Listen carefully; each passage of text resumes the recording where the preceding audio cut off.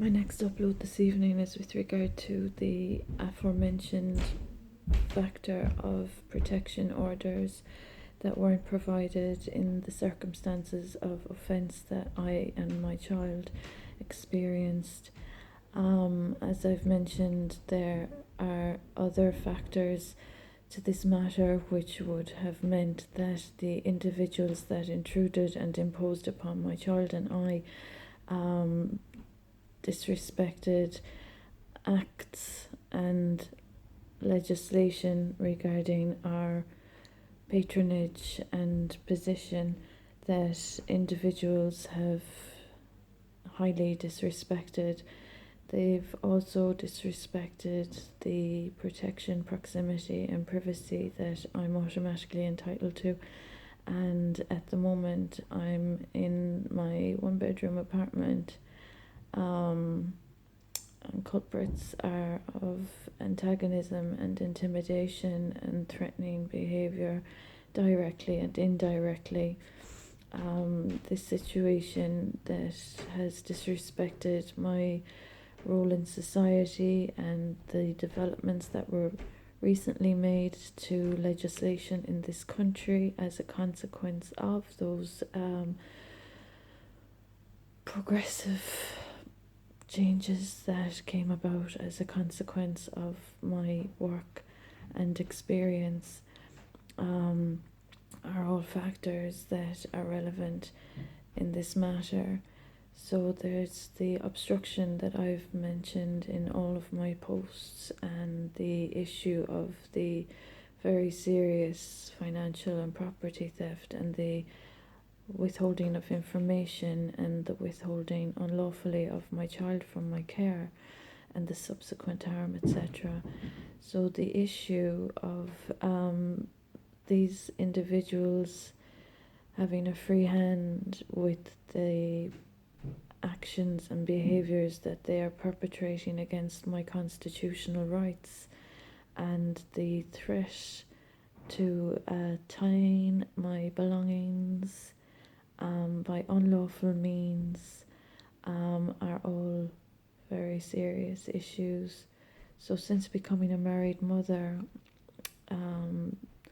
there's been a lot of problems caused for me, a lot more slander than when I was sexually assaulted between 2003 and 2005, and the subsequent revenge porn that caused professional damages. So this is the very serious second incident of very dangerous wrongdoings that I've endured, and basically it's highlighting how it is for women in these circumstances, with no protection being provided and rights being disrespected. So the people power, the abuse of power, the collective, and the vendetta, all these buzzwords are highlighting just how corrupt the situation is. And it's not a pleasant word, and neither is whistleblower, but man's inhumanity to man situations are really, really, really deplorable. So I'm just here privately thinking, introspecting, contemplating all my good work and my beautiful child, and the dangers that have been caused in society without consideration for consequence, and no respect for our right to protection and safety. And this issue is a little bit serious.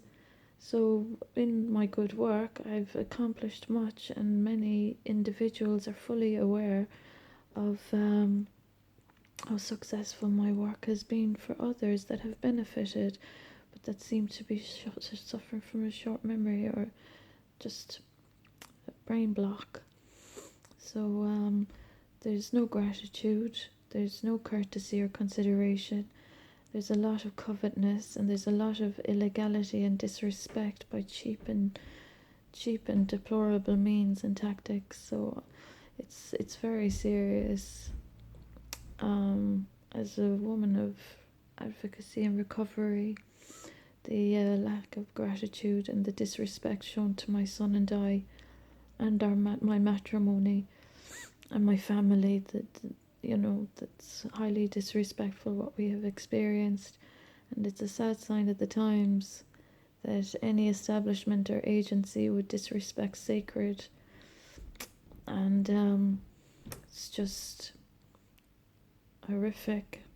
I've been contacting the United Nations since 2018, and I'm sitting here in this circumstance as a qualified professional, a property owner and a mother, and this is just being allowed to happen. So what does that say really now about the modern day that we live in? These people have no knowledge of me, no experience of me. They've defamed me, they've publicised personal information about me.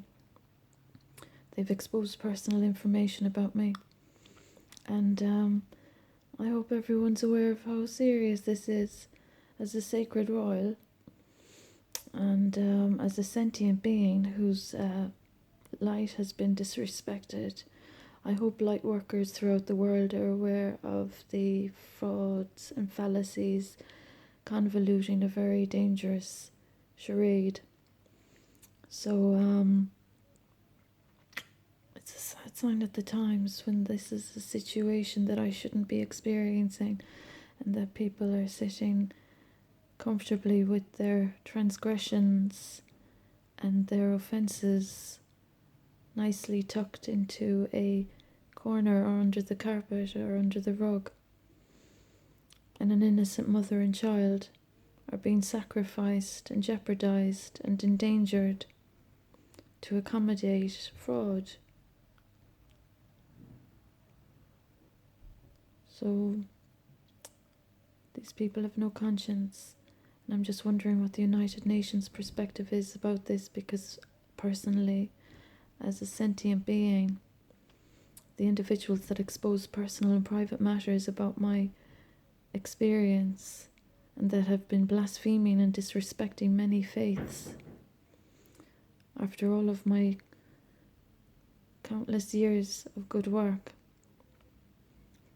it's highly questionable the rationale that I'm experiencing of others that haven't had respect for the faith that they are applying and the laws that they are defying. So this is a sad sign of the times, as I keep saying, and I hope the light workers of the world are aware of the fallacy in Tralee, County Kerry, of individuals that are trying to be royalty with my records and identity.